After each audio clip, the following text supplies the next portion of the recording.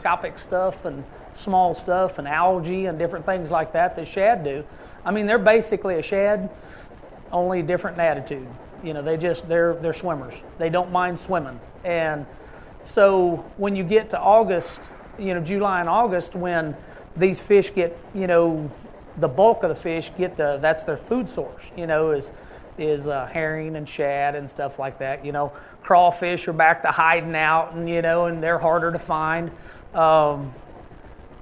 You know, those herring, like I say, he's just as comfortable swimming over 100 feet of water right in the middle of Lake Murray as he is up on a point. And the problem with it is, you and I are very uncomfortable being out there. Okay, a fisherman's just like a deer out in the woods. He's not just going to stand out in the middle of the field unless you're feeding him or something, or there's something he's eating out there. You're not going to be out there. There's no reason for you to. Okay, and that particular minnow got no qualms of just swimming. And like I say, those bass love them so much. You know, you might have a good school of bass on this point one day, and 30 minutes from now, they're 200 yards behind you over 70 feet of water swimming. And they're just miserable to keep up with. I actually did well in the last championship they had here that Michael Bennett won. And I had 5 days, a month ahead of the tournament, to come and fish. And I spent the first 2 days below the Narrows, below Drury Island, out in the main lake, because I like to fish deep. I've just, where I live and stuff are Ozark Mountain lakes, and they're very deep and clear. And you know, I came here with the intentions, you know, I'm going to outfish these guys really deep, you know, and I can catch a fish 50 foot deep, you know. Most of you's never let your lure get 50 foot deep. But I feel very comfortable catching a bass out there that deep just because of where I live. I spent 2 days out there with my 13-year-old son in the boat, and we didn't catch one. Not a bass. The only ones that we saw at any time during that 2 days were just out schooling out in the middle behind us. And I wouldn't even throw at them because you can't rely on them. They're just not going to be there day after day. So I didn't even mess with them. But I called my dad. My dad's probably one of the most knowledgeable anglers on the planet. Always has been, always will be. And he told me, he says, you got to take those minnows out of the equation.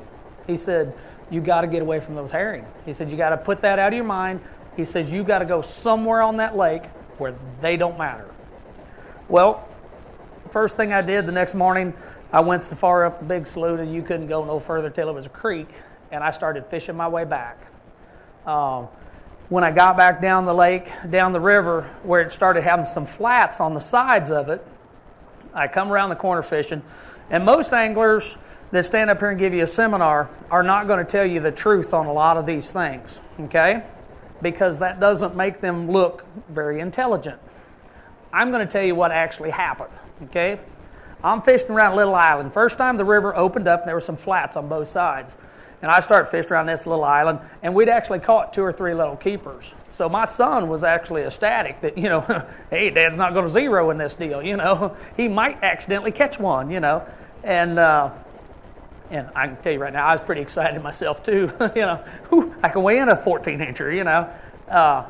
But I see a crappie fisherman coming up this flat. Got 8 poles out. He's going along just real easy, you know. And the first thing you know, my son says, he says, he's got one. And I looked over, and sure enough, 16-foot pole bobbing around. I said, it's probably a catfish, you know.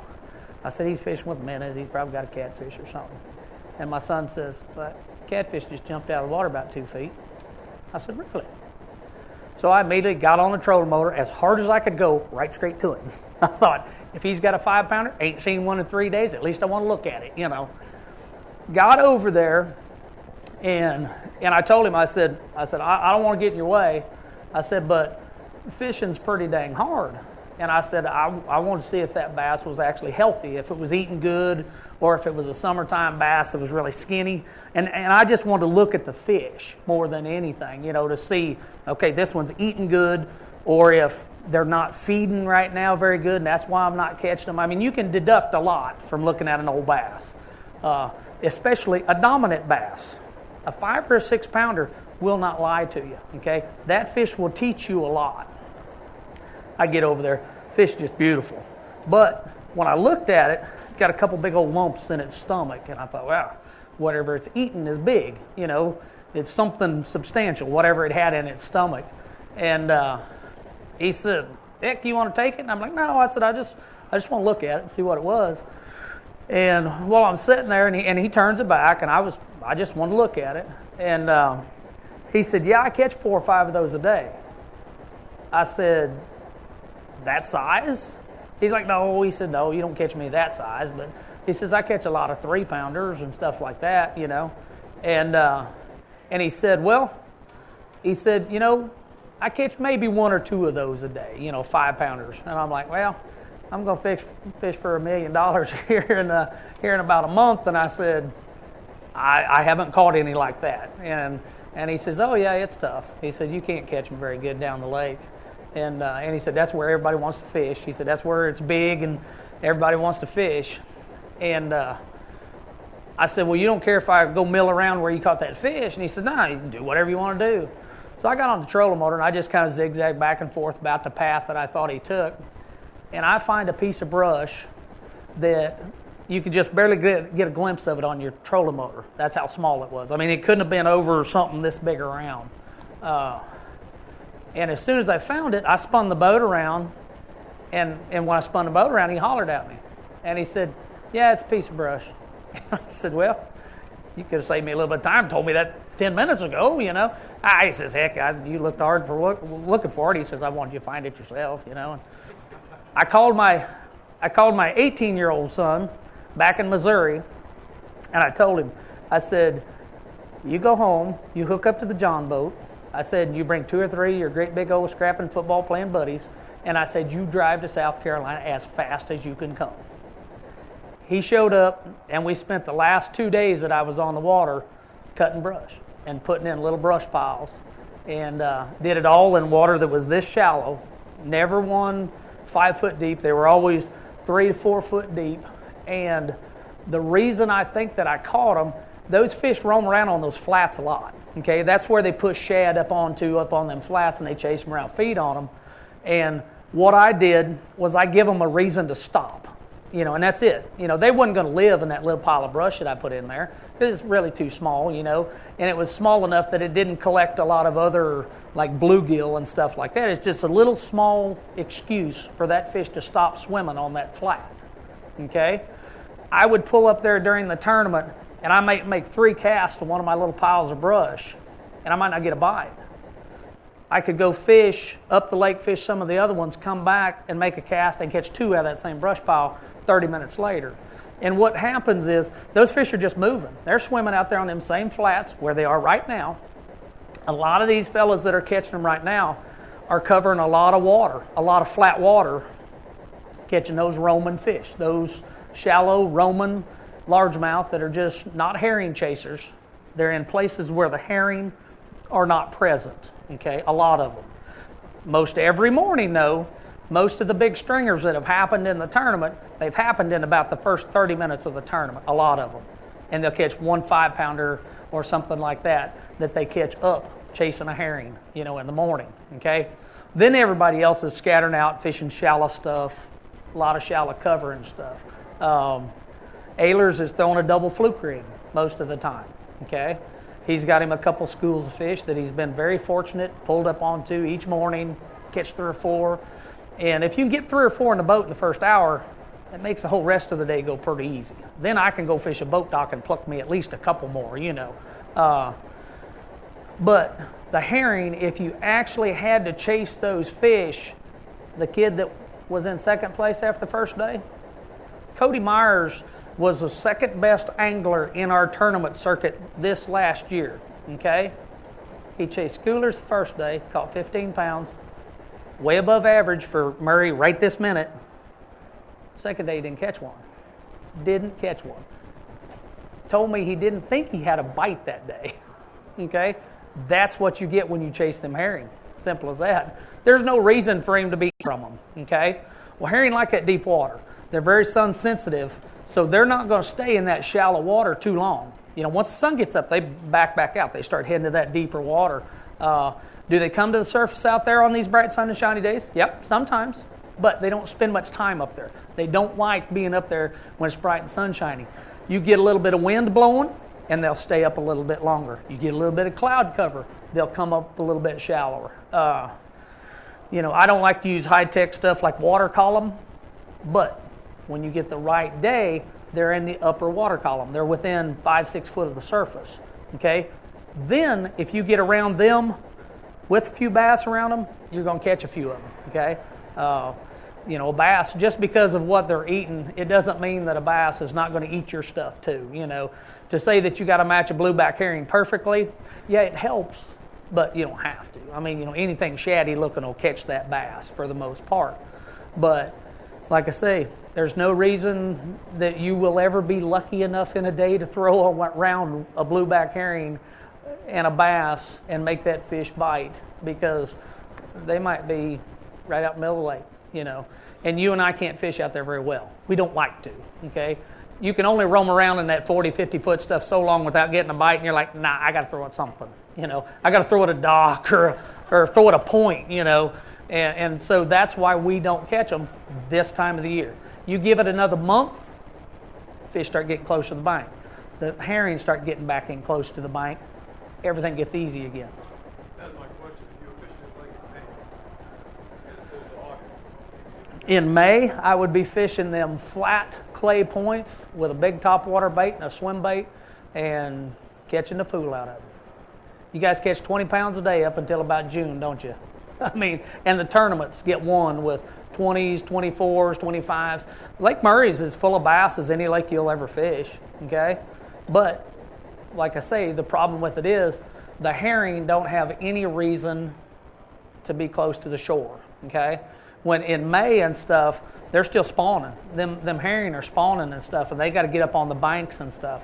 Little hint for you, when they're doing that, for some reason they kind of like clay points and little bays that are mud bays, and they're not a rock creature for some reason, and that's always kind of blown me away on like Lanier and some of those lakes. Herring don't care if it's rock. I think they prefer mud.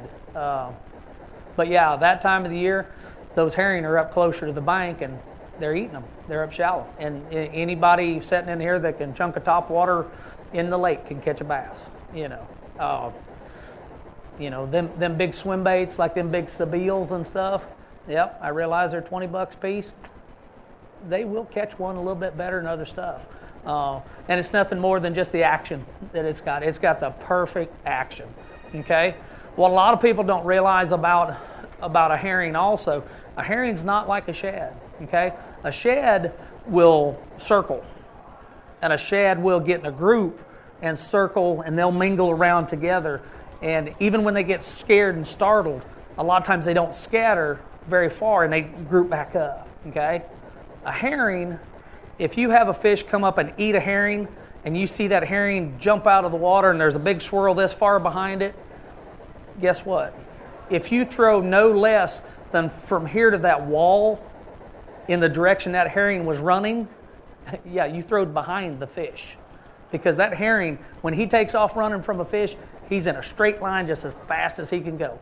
It's not a shad. He doesn't get disoriented and stay in a circle and swirl. No, his butt is hightailing it, going in a straight line. Okay? That's why you can take a fluke a lot of times and don't twitch it. You don't twitch a fluke to catch these fish around these herring. You take a regular fluke, you throw it out there and you wind it in.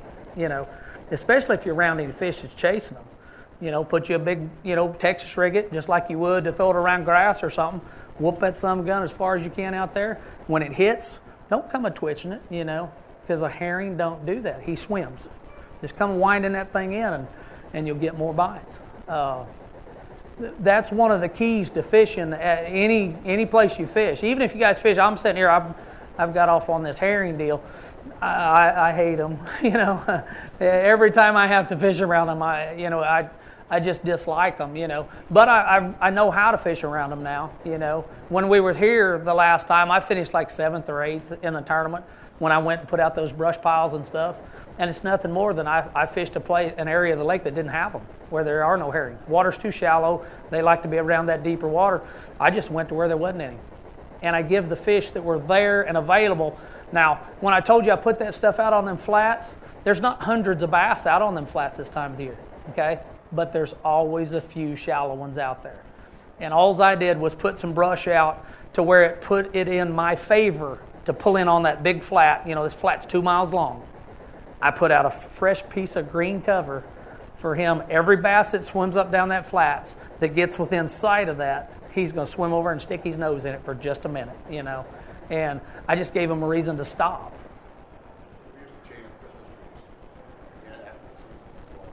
Yeah. I'll give you a little deal on Christmas trees. Christmas trees have a ton of acid in them. Most of the time, a bass won't get in one for a long time, okay, until it gets algae growing on it. Once it gets algae growing on it, then they'll start getting in it. You don't have to be sorry. Might be them kids' mother. You know you don't want to make her mad. No offense, ladies. I've got a wife. What's your favorite lake to fish? I like the lakes up north. Back to his question first. If I get into my favorite lakes, and we'll be here all week. Before you put a cedar tree in the lake, lay it out in your yard and burn it. You set fire to that thing and it goes up in a minute. Just woof. Well, what it does is all that green stuff on there is an acid stuff. All the little stuff is an acid stuff. If you burn it and it's just the wood, it's just like putting a lay down log in the water. They'll get in it within days. But if you don't burn that green stuff off, it'll take months for that stuff to kind of get off the wood and then some natural algae to grow on it. But you set fire to that deal, they'll be in it in 2 days. Okay, so cedars are a good thing because it's a good dense cover, but it's not a great piece of cover for bass. Okay, it's good for crappie. Okay, or crappie, whichever. I got to be careful. I forget where I'm at. Just don't rush the stage.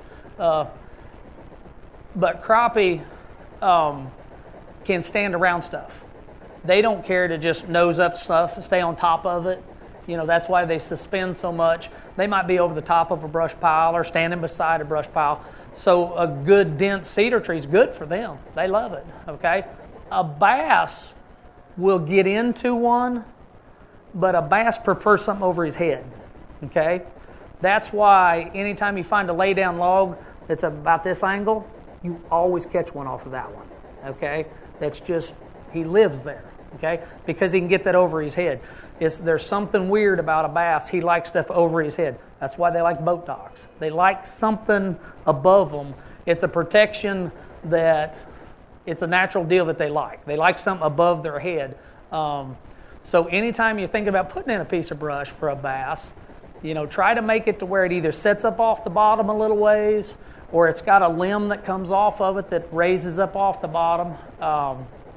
Because a bass won't live in a cedar tree very well. Not if it's laying dead on the bottom. He might swim up to it and stand around it for a minute, but he'll keep on moving. He won't live there, okay? But if you suspend it off a boat dock or you prop it up off the bottom where it's got that much loose water under it, he'll stand in that. So, if you're thinking about putting in brush or something, just keep that in mind. He likes something over his head. That's why boat docks are such a natural cover for a bass. A bass is he's an ambush predator. He's got to hide. He would be like me chasing down, rabbits to eat. I'm way too big and slow for that. There's no way that's going to work for a guy like me. But I might hide a little bit, sneak out there and grab one every now and then. The bigger a bass gets, also the lazier he gets. Okay? Me and that guy right there, we go into a buffet, we don't sit clean across the dang room.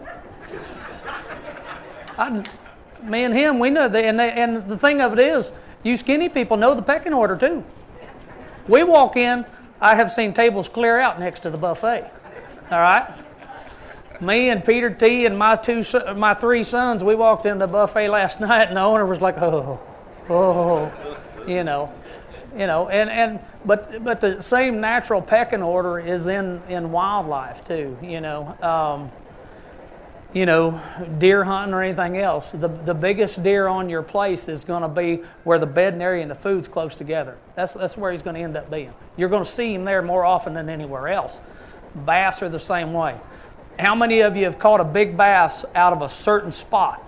It might be the right corner of a dock or something, and 2 years later you caught another big one out of the same exact spot, okay? That's because that is the perfect spot for a big bass, okay? His food and his good hiding spot and good ambush spot are the same. They're that far apart. That's the perfect place for a big bass. And you have to, trust me, I remember every one of them I've ever thrown at on any lake in my life. You don't forget that. When you catch a big bass, you can remember every twig on that tree when you hook a big bass and catch him, okay? And if you can do that, and you remember that, my dad's 68 years old. I promise you he can remember every 5-pounder he's ever caught. I mean, we head down the lake at Bugs Island. He said, yeah, I caught a 6-pounder over there. I said, well, you want to go try it? He says, not today. It's not tournament day, dummy. You know. First day of the tournament, I'll pull over and try it, you know. He said, I might try it really dang hard, too, you know. But, and it's just, that's just the fact. If it's a rock, I don't care what it is. If it's a good spot and you catch a big one out there, it's always going to be good for a big one. The right, big bass are professional eaters, okay? I didn't get this manly physique by being a chump around a buffet. I know how to eat. I'm good at it. I'm not ashamed of it. I know exactly where I lay. I don't run. I don't jog. I get winded putting on my clothes in the morning, okay?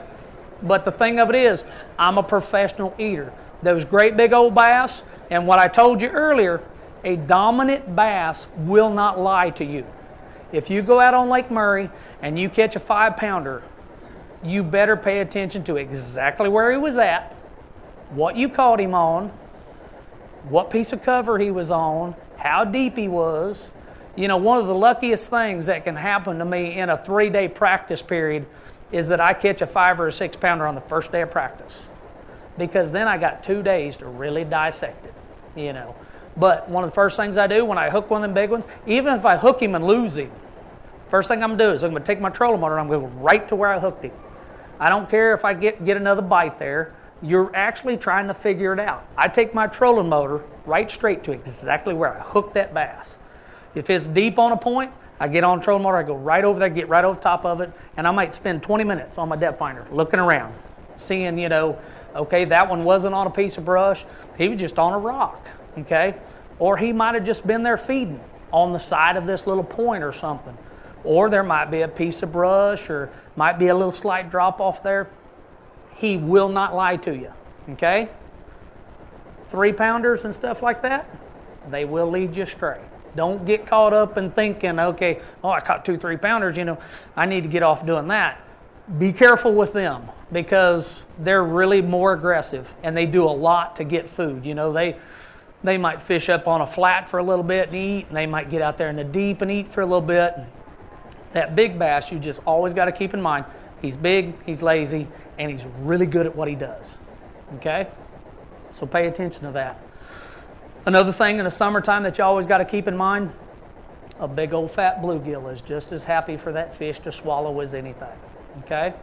That's why Lake Murray is always going to have a lot of really nice bass in it also. It's because you got so many boat docks. You got a lot of good boat docks. There's lots of good bluegill around them boat docks and stuff. And you will always be able to catch a fish around a boat dock. Some, okay? And it's just because them great big fish, they just don't like chasing that stuff as hard. You know, and how many times you walk down on a boat dock and here stands a 6-pounder in a brush pile or something, or standing there next to a pole, and there's 2 bluegill standing right here next to him. They intermingle all the time. You know, there's all the time. They're right there in their face and swimming around, and you know, and that old bass doesn't eat them all the time.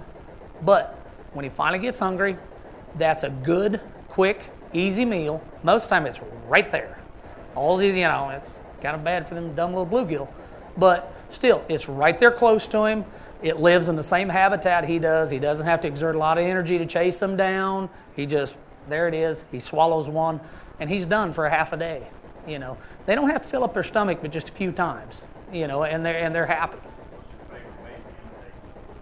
A bluegill? I tell you what, I pilfer with jigs a lot. Okay, I like jigs because I can give them some bulk. All right, bluegill's a little old, short, squatty, built a lot like me. A brush hog, you know, a lot of times. Some of these new creature baits, beavers and stuff like that, they look like a little tiny bluegill. Tubes catch them pretty good. There's lots of different options. I like pilfering with a jig though. These new silicone skirts and stuff that you can buy and different things, you can mix and match those colors a little bit, and you can make a bluegill. Are you swimming it, or are you just? It depends. Depends on the day. Do I swim it? It depends on what I'm seeing. Okay. When you hear guys talk about fishing the moment and stuff like that, every boat dock I pull up to, I kind of pay attention to what's going on. If I see them little bluegill just stand there kind of floating, that's one of I might take a Zoom fluke and pitch it in there with no weight on it or nothing. Just kind of let it. Everybody throws a Cinco, right? That's a bluegill imitation right there, a Cinco. Now, does a Cinco look like anything in the wild? Absolutely not. In fact, it's one of the bigger. I can't say if there's kids in there, but it's one of the bigger know-nothing looking baits in the water. But how it sinks to the bottom with a Texas rig hook in it, it's very natural for a fish to see. That's a little bluegill standing there just slowly sinking. And if you watch that little tail just barely wiggles as it goes to the bottom. That's a reaction deal for that fish. That's a trigger. That fish is seeing that thing swimming, just floating down through there, and you see that little tail giving it that, and that's what that fish standing there looking, he's like, that's a bluegill, and then he sees that little deal moving. That's it. That's what changes his mind, oh yeah, I'm going to eat it, and that's a heck of a bait. I mean, everybody in here that's chunked one in the water has caught a fish on it, right? I mean, a Cinco is just one of the baits you catch a lot of bass on. A fluke does the same thing. Okay, if you watch a fluke, when you let it sink to the bottom, that little flat tail, forked tail, it just sits there and it does that as it goes to the bottom. That's for a fish that's standing under a boat dock. He's been standing there all day, and there it is, and he looks at it, and then he catches a glimpse of that tail wiggling, and he's like, yep, that's real, and it triggers him into eating it. Okay, little tiny things like that I pay very close attention to. Because you got to trigger that fish into biting. You got to make him eat. And you can't give him an excuse not to eat. All right? Because you're throwing something that really doesn't look as good as that bluegill does. All right? You're flattering yourself if you can make it look prettier than one of them little sunfish. Okay? So you combat that in a couple different ways. You make sure it does the right thing. Okay? It's just like sitting down to a plate of food. Don't laugh, okay? I relate a lot of my seminars around food. It's what I think about. You look down at your plate of food, and you're just fixing to tear into it and start eating, and if something catches your eye on your plate, you don't just tear on into it and go to eating. Most of the time you look at it and like, what? And if it's a bone, or more disgusting, a hair or something like that, you're like, I'm done with that, okay? There's a time when that bass sees your lure. You've pitched it in there. He sees your lure, and he's like, and he advances to it because he wants to eat it, and it's doing the right things, and then he gets up to it, and he's like, wait a minute, what is, that's not right. A bluegill, when he swims by the boat dock, what color is the tail of a bluegill? See? Most of you don't know. It's kind of a chartreuse to a yellow. When you see a sunfish swim by the dock, he'll have one little outline on that tail that's kind of bright colored. And it'll be just slightly, if he's one of them really dark green ones, it'll be kind of a yellowy color. If he's one of them really bright, brilliant ones, it'll almost be a chartreuse color swimming through the water. Okay? Now, when that fish rushed up there to eat my Cinco or my fluke, and right when he got to it, most of the time, they don't catch their food head first. Okay, especially the big ones. Okay, remember me telling you about the big ones being a little bit slower? So needless to say, he'd just soon slip up behind something and grab it. Okay, that way it doesn't dart away.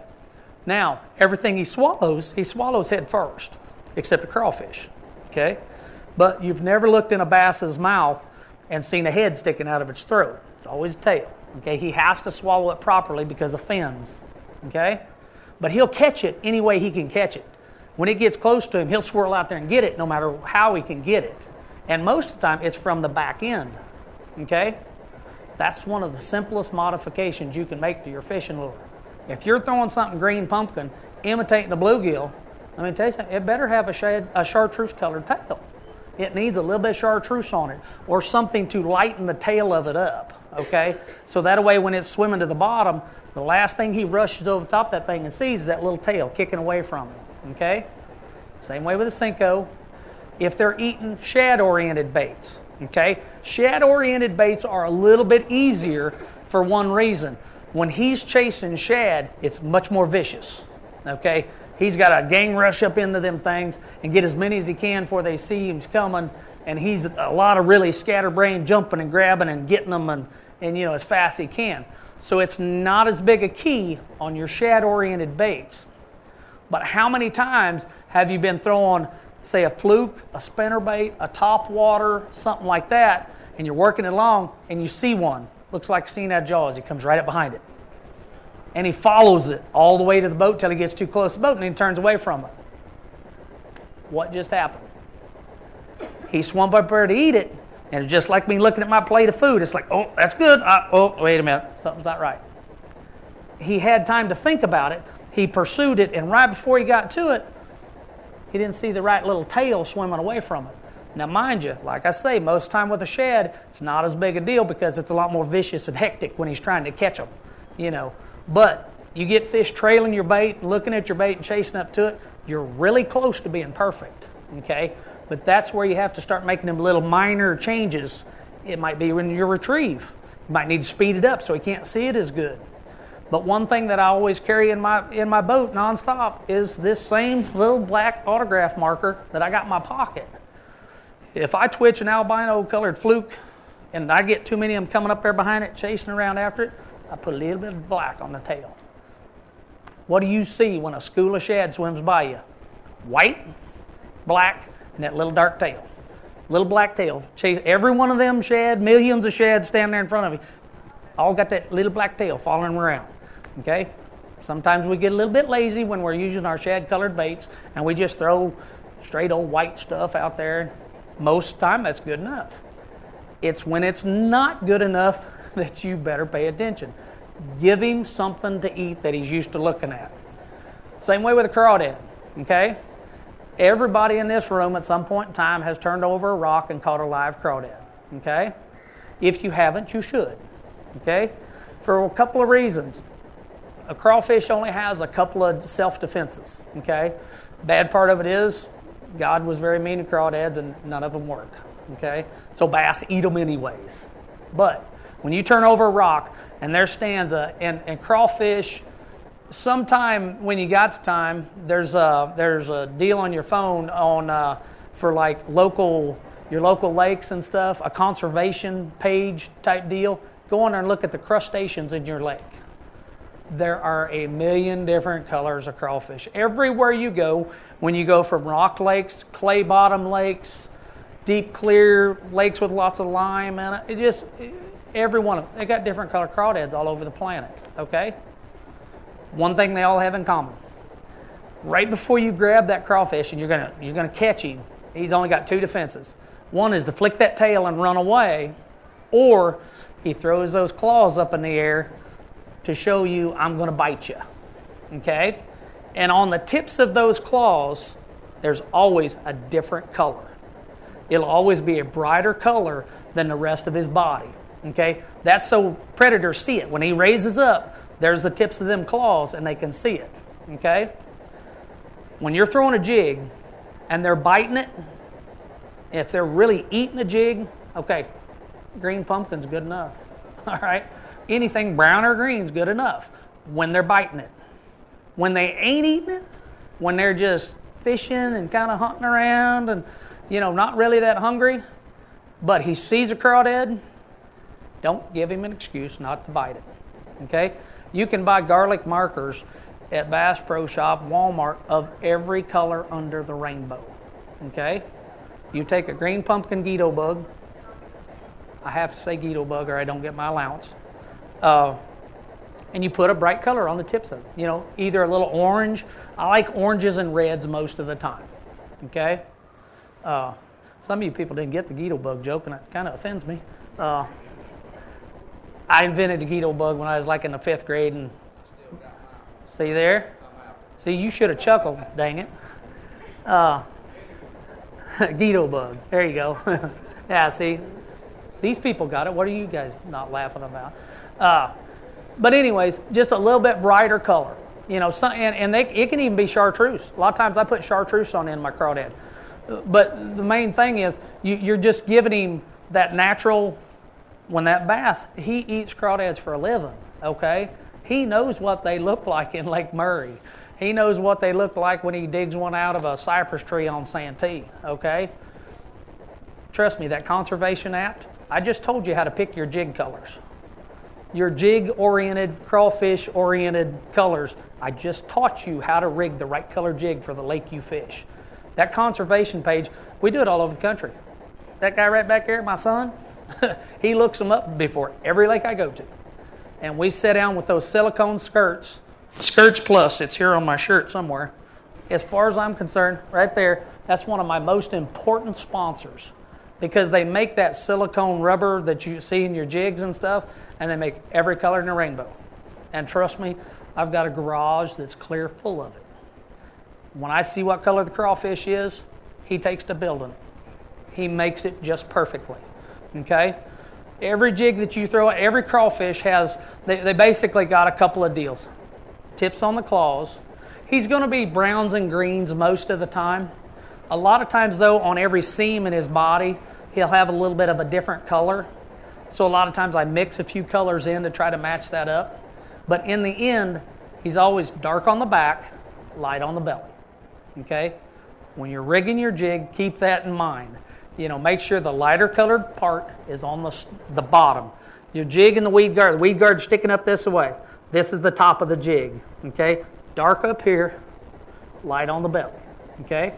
When you pull a jig, when you go buy your favorite Strike King out of the package, okay, look at the colors and adjust that skirt twist on there, adjust that skirt to where light on the belly, dark on the back.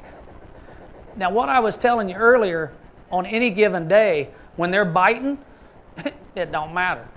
If they're really eating, don't fall in the lake because you're going to get bit, okay? But it's the days that they're not biting. It's the everyday fishing that you got to catch them. You got to keep catching them on those bad days and stuff like that. And muddy water, you can get away with a lot of that. All they're seeing then is kind of a silhouette, you know, and a shape and stuff like that. But when the water's clear, make sure you don't, you know, shirk on getting it the right color. Make sure it's the right color, the right shades. Make sure your color combos are properly placed on your jigs. I don't use great big giant stuff when I'm imitating crawfish, you know. Now, I do use big stuff when I'm imitating bluegills. You know, sometimes I might put a full-size brush hog on it or something like that.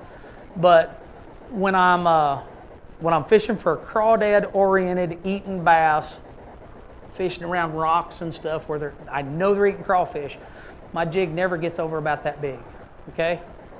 Because you're not ever going to find in any of your lakes crawfish that are that big, okay? They don't exist, except Santee, and they must be mean because the bass must...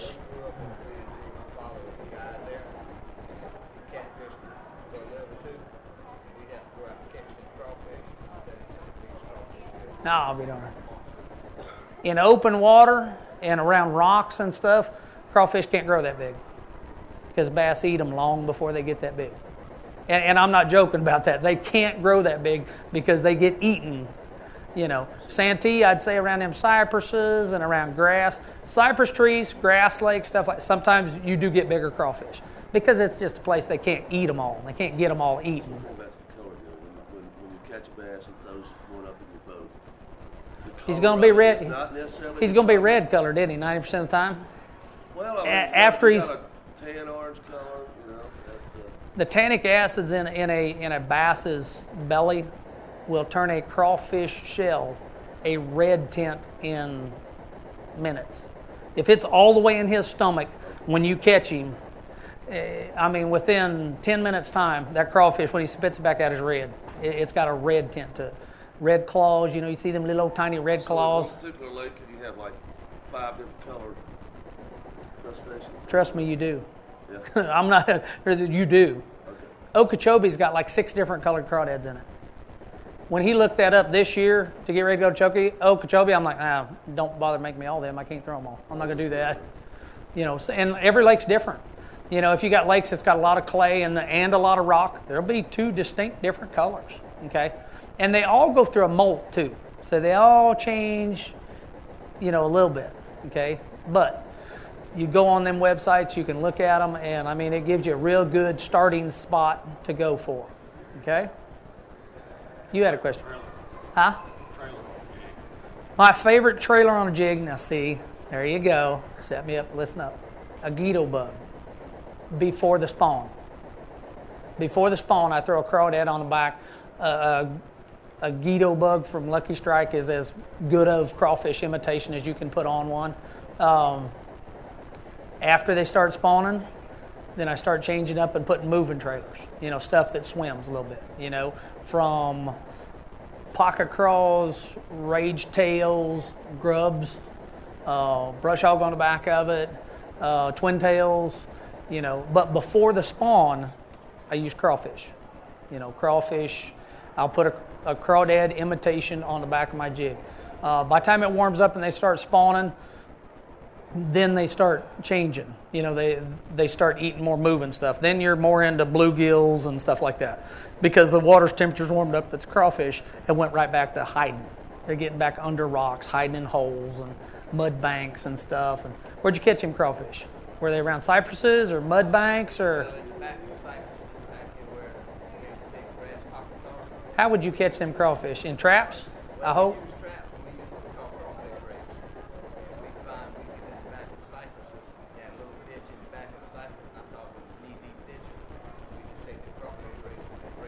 And you would get out there and rake around knee deep. You people see who he is, right?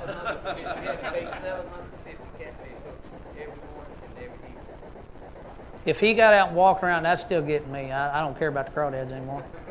If he got out and he waded around in them cypresses on Santee, that's a bad man right there. I'm scared of that little dude. No, yeah. Yeah. I grew up running about 600 trot line hooks a day. So yeah, I know exactly what you're talking about. Another question? Yeah, that really got me. Wading around on Santee and them cypresses. Oh, I've seen the dang snakes crawling around them buggers.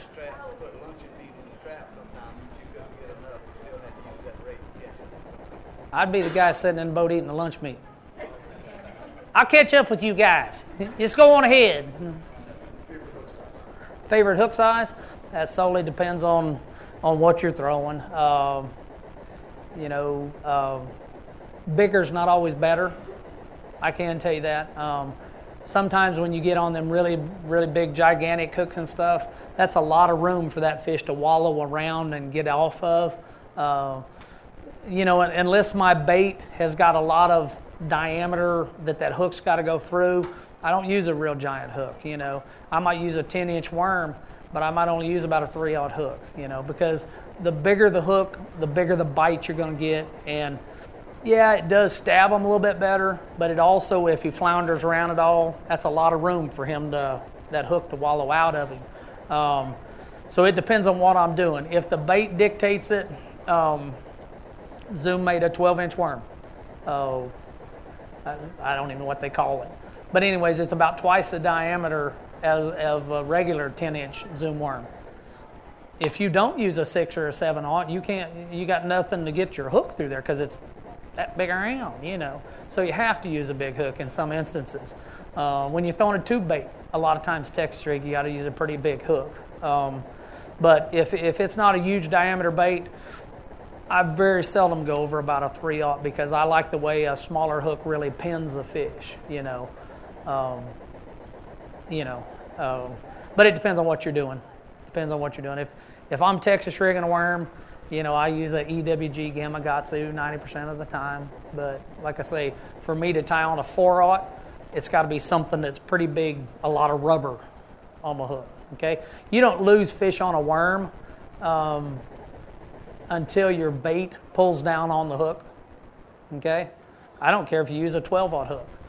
If when you set the hook and it pulls that worm down, into the ball of the hook, where the hook makes the bend. If your worm ends up cockeyed on your bait and all down in the shank of that hook, you lost that bass. You didn't catch him, simple as that. I've always been a big fan when I Texas rig of using like that gambler style sinker with the corkscrew in the top of it for one reason. When you set the hook on a fish, the worm stays attached to the sinker, and 90% of the time it pulls your sinker up your line with the worm on it. So now all you got's hook, okay? And anytime you Texas rig, that's the main thing you need to keep in mind. If you're just using a regular EWG style hook with the Z up at the top, everybody kind of knows what that is. It's where the hook right before you tie on it, it comes down and it makes a little deal, and then it goes down to the hook. Okay, what that's there for is to keep your hook up there, keep your worm up there, and keep it from sliding down on the hook. Okay, one of the most miserable things to catch a fish on is a straight shank hook. Okay, because it slides down almost every time. That's why nowadays you see all these guys putting on a straight shank worm hook, putting a barb on it. Getting you some sort of a barb to where it keeps that bait up on there. Crazy glue. Okay, if you guys don't have a couple of deals of crazy glue in your boat, you need to buy some because it keeps your bait up on the hook. Okay, as soon as that worm pulls down and gets in the shank of your hook, you ain't gonna land that fish. You're gonna lose him 99% of the time. And I don't care. You can be the biggest, strongest, toughest. It don't matter. If your worm ends up in the business end of that hook, the round part of that hook at the bottom, that's what's supposed to hold that bass. Okay, you're pulling, keeping him in that round part.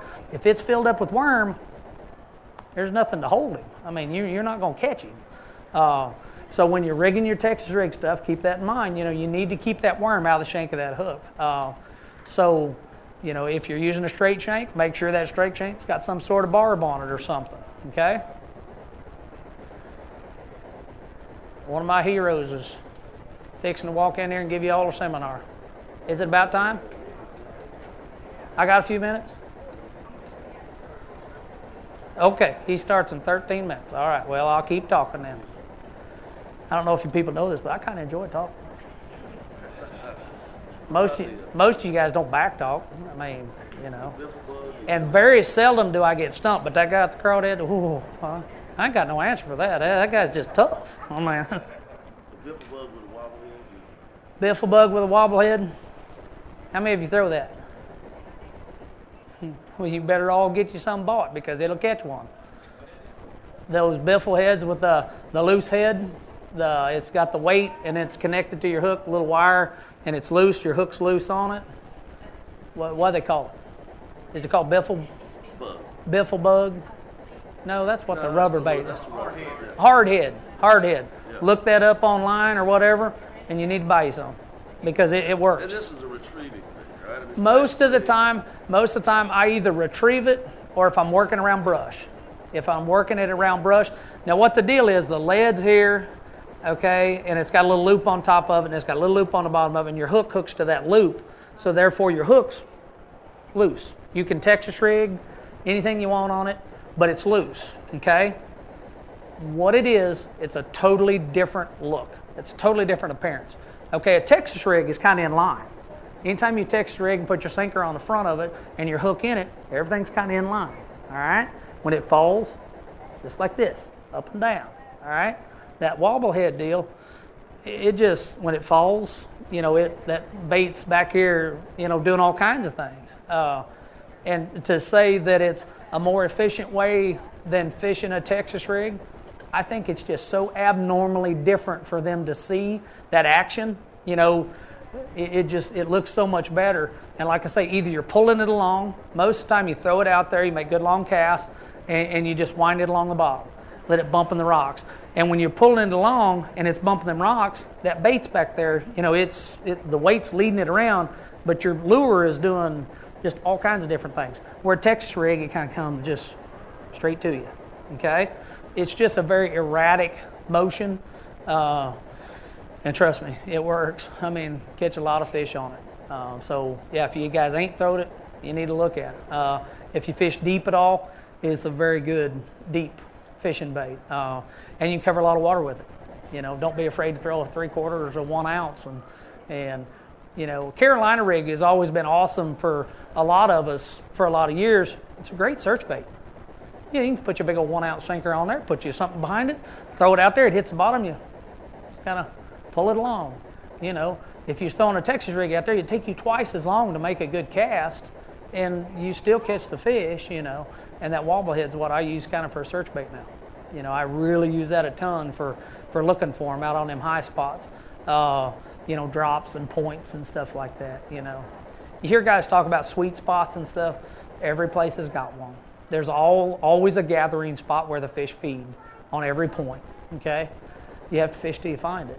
There's no depth finder that'll show that to you. You have to fish, fish and fish and fish. Every now and then you'll see something out of place or something, and that'll trigger you, okay, that's probably where it happened. But a lot of times, that ain't where it happens. There'll always be a spot on every point where they gather to eat. When those shad move in and the bass follow them in there, there'll be a sweet spot there. The quicker you find it, the quicker you catch them. Simple as that. Lake Murray, a lot of these points out there on Lake Murray, they're great big. You take off fishing one with a worm or a jig, it might take you an hour, to fish all the way around it. Where a lot of big misconceptions happen fishing deep is you have to keep one thing in mind. Fishing deep's just like fishing the bank. You have to find something to hit or something to throw around. For the most part, he's an ambush predator up here. He's an ambush predator down there. Standing out in the open, when he's out in the open on a point, guess what? Fishing's pretty good. They're biting because he's roaming around feeding on top of that point. Most of these seminars that I've talked about it's when they're not biting. That's when you need to know how to catch them, okay? If I tell you how to catch them on a Carolina rig when they're out there eating, you already know how to do that, okay? When they're not biting, you got to kind of find out that little key spot where he lives, And the quicker you find it, the better, the more you catch, all right? There's one thing about professional bass fishermen. For the most part, we got 8 hours. That seems like a long time. Oh, yeah, that's 1 hour, plus 3 hours. Yeah, trust me. There's lots of times at 2 o'clock, you're like, come on, number 5, And, it's not easy. Quit laughing, it's not funny. You probably did that in the last tournament you fished. And like Cody Meyer the second day, he was 415 the other day. I still ain't got one. Do you guys have a clue how significant that was? That he didn't catch a bass the second day of this tournament? It's been almost 2 seasons, 2 full seasons, that he caught his limit every day.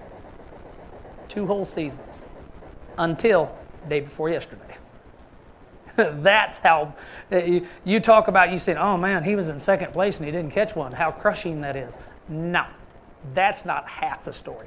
2 full seasons that he caught his limit every day. And day before yesterday on Lake Murray is the first day he didn't do that. Let me tell you something. That's heartbreaking right there.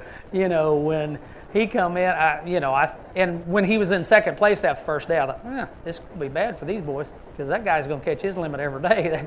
And we just all bank on seeing it, It's just a matter of how big they are, for him. That's You just think about that. Let alone it was fishing for $500,000 in front of a big old crowd of people. They went, no. First time in almost 2 full seasons that he didn't catch a limit of fish. That's a bad man. That's almost as bad as a guy with a crawdad. So you want to talk about heartbreaking? Yeah, you don't know half the story for the most part. Old Cody's a heck of a fisherman. Finished second this year for Angler of the Year. Now, mind you, he finished second behind the greatest bass angler on the planet right now. Andy Morgan could catch one out of this room. There's one hiding in here. We just ain't found it yet. But Andy could catch it while he's standing here, and he'd be standing here talking to us. Oh, there he is. And I got him, That's how bad that man is, He's caught 3 or 4 in this show today, and there ain't none alive in there swimming. But he's just that good. I mean, there's no place that kid can't catch a fish. Any questions? I probably got about 6 more minutes. Not watching. Some new other different techniques or something right now on tour that changing or just bait modifications and stuff is really the only anything that's really new and stuff. Something that a little kid from Wisconsin a couple 3 years ago, he's been putting a little tiny spinner on the back of his Senko. It's been wrote about, but most of you looked at it and like, I ain't doing that. Guess what? It'll catch fish. If they're a little bit suspended around docks and a little bit slower fishing, it'll catch one. And it's nothing more than that little spinner back there. When it goes to fall on the back of that Senko, just looks really, really good. Bait modifications. Really, there's nothing really else that's new and improved or anything special. Just little bait modifications. And that's the neat thing about our magazine and, and Bassmasters, both of them. They put out a lot of good info. I hate this, but that's where these young anglers in this day and age ain't too smart. Me and Dad used to not tell people that stuff. I keep it to myself for a few years, and if I learned something tricky, you guys wouldn't hear about it, But anymore, some of these young guys, they learn something new. Oh, I got to tell them, let me get that in the magazine. And these sports writers just lap it up, Sports writers prey on those young guys. And it's because all they got to do is pull it out of them, and they'll give them every secret they know, I'm still kind of a little old and cagey, huh? My God, I don't want that kid out fishing me, Or the guy with crawdads. Fish attractants? Scents and stuff. I got mixed emotions on that. I throw some scent on my stuff when I fish around grass, and I'm going to give you a real pathetic reason. Makes your bait slicker. Goes in and out of grass better, if you oil it up and stuff and use scents. Do I think a bass swims up to my jig? And no, that don't happen very often. Okay, that's one of his last senses. Okay, yes, can he smell? Absolutely. I use scents more in my boat to mask something funky on my hands. I carry a bar of soap in my boat. Carry it right there by my console in my little cubby hole down there where my drink's supposed to sit. Bar of soap. By the end of the year, it's a nasty mess, but I carry it right there. If every day, we all do the same thing. We go to launch your boat, you get back there and you're taking your motor toter off and you're pumping up your gas bulb and stuff like that. You're out there fishing and you're like, ooh, I got gas on my hands. I don't like that, okay? Because I don't think a bass swims around in the water with a lot of that scent. So I do believe that scent makes a difference, but do I believe that, if you use scent over not using scent? And I'm also a big power bait advocate. I throw power bait quite a bit, so I kind of do believe in it, but, it's not something I worry about. I carry a bottle of it in the boat. Me and him fish together. We fish together 4 days a week. And he carries a bottle of garlic scent in his pocket most of the time that his mother would like to kill the person that invented it because he ruins more good clothes. And we fished an all-night night tournament the other night, and I got downwind to him, and I'm like, son of a gun, boy, put that stuff away. And it's on my pocket. I'm like, I had to spend 12 hours in the boat with him. Put suntan lotion on. Yeah, I wash my hands most time. Apparently the stuff that's in suntan lotion is pretty funky to a fish. I read the same BASS deal you probably did about suntan lotion, but whatever it's got in it, it's got something that apparently you don't want on your stuff. And that's, like I say, do I believe in it? I'm paranoid about it, but and the can that I carry in my boat's a spray can, just because it's a little bit cleaner. So see, no, I'm not giving you a good excuse. But do I think he sniffs on my bait? Nah, that's probably the last thing. Lady back there. Most of the time I throw a jig or a Carolina rig or soft plastic stuff. Now I can tell you right now, I'm going to have to leave because I don't even want no part of this guy right here. When I started fishing, I was mortified to ever have to fish around that guy right there. I thought, oh my gosh, that guy's larger than life. And guess what? I still think he is. Thank you.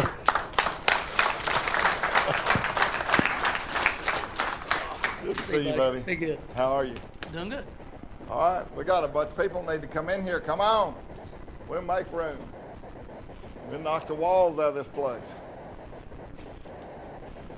We got a lot of chairs, empty chairs.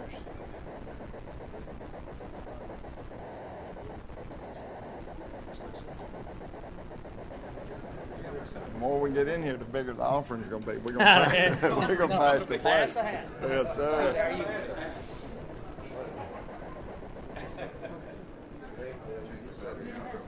What's that? I'm going to change your battery out. All for you right, real change quick. that battery out. Watch your show all the time. Wait to see you.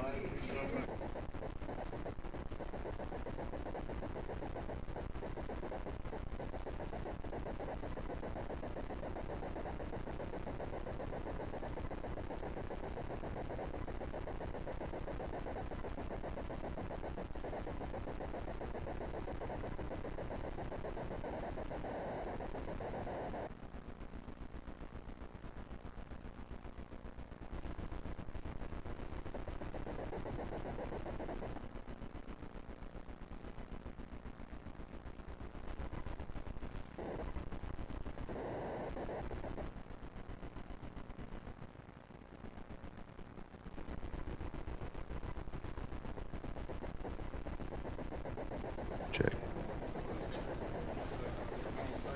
There you go. Hey, thanks, ma'am.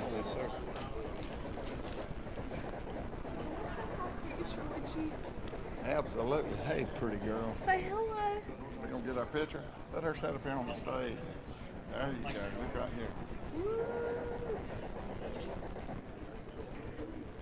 Thank you.